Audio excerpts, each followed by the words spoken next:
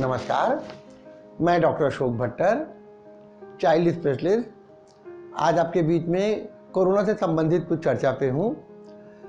कई पेरेंट्स हमारे पास आते हैं, थोड़ी बहुत सर्दी खांसी रहती है और उन्हें कोरोना का भय मन में आता है।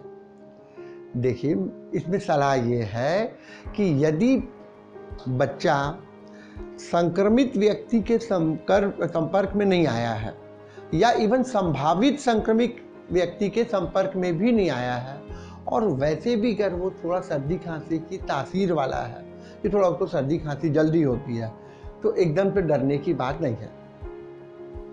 कई बच्चे रहते हैं ना जिन्हें शुरू से बचपन से ही बार बार सर्दी हो रही है और अभी भी सर्दी में हो गई, तो ऐसा नहीं है कि उसको अभी जो थोड़ा सा भी सर्दी खांसी हो गई तो हमको तुरंत कोरोना सोचना है। नहीं, ऐसी कोई बात नहीं है। और कोरोना के कुछ लक्षण मैं बता देता हूँ। कोरोना में बुखार, खांसी बगैर कफ वाली, सांस लेने में तकलीफ और कभी बढ़ता है तो फिर ऑक्सीजन की कमी, ऐसे कई चीज़ें होती हैं। सामान्य सर्दी खांसी में भी बात बात में कोरोना नहीं सोचना है। नमस्कार।